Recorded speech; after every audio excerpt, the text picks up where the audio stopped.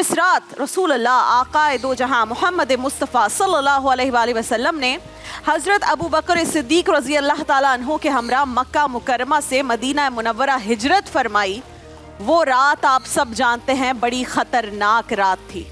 हिजरत के दौरान गारे सौर में क़याम बेशुमार अंदेशों और ख़दशात से भरपूर था।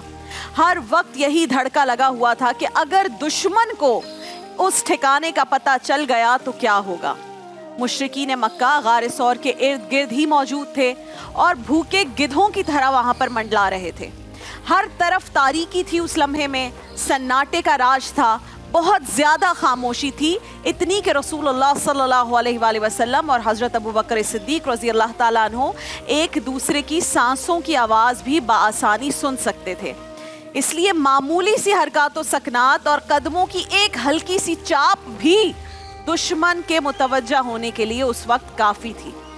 सैयदना अबू बकर ने जब ये ख़तरात महसूस किए तो आपकी आंखों में आंसू आ गए। आकाए दो जहां मोहम्मद मुस्तफ़ा सल्लल्लाहु अलैहि वसल्लम ने पूछा, है अबू बकर रोते क्यों हो? तो आपने अर्ज़ की, या रसूल अल्लाह, मैं अपने लिए नहीं रो रहा, बस ये सोचकर गमज़दा हूँ कि खुदा न ख्वास्ता दुश्मन अगर यहाँ तक पहुँच गए और आपको कुछ हो गया तो क्या होगा। अब रसूल अल्लाह जो फरमा रहे हैं उस पर गौर कीजिएगा। रसूल अल्लाह कहते हैं, अबू बकर गम ना कर, उन दो के बारे में तुम्हारा क्या ख्याल है, उन दो के बारे में जिनके साथ तीसरा अल्लाह हो। जिस वक्त अल्लाह के रसूल हज़रत अबू बकर को ये तसल्ली दे रहे थे, ऐन उसी लम्हे उसी मोमेंट पर एक मकड़ी ने गार के मुंह पर जाल बुनना शुरू कर दिया और गार के दहाने पर एक कबूतरी ने घोंसला बनाना शुरू कर दिया और अंडे दिए। थोड़ी देर गुजरी थी कि मुशरिकीन वहां पर पहुंच गए।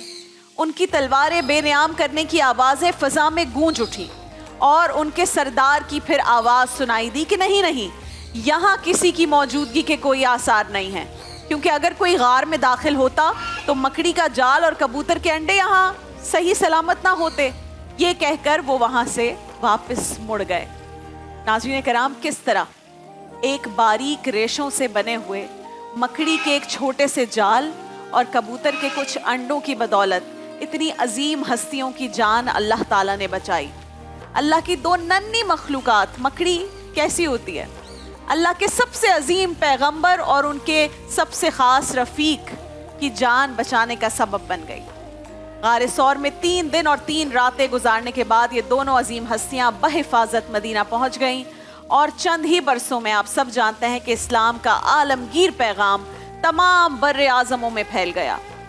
तो ये आप देखें कि किस तरह से आज दुनिया भर में 2 अरब से ज़ायद मुसलमानों की मौजूदगी में उस एक नन्ही सी मकड़ी के जाले और उस कबूतरी के अंडे ने भी अपना अहम रोल प्ले किया है, अहम किरदार अदा किया है।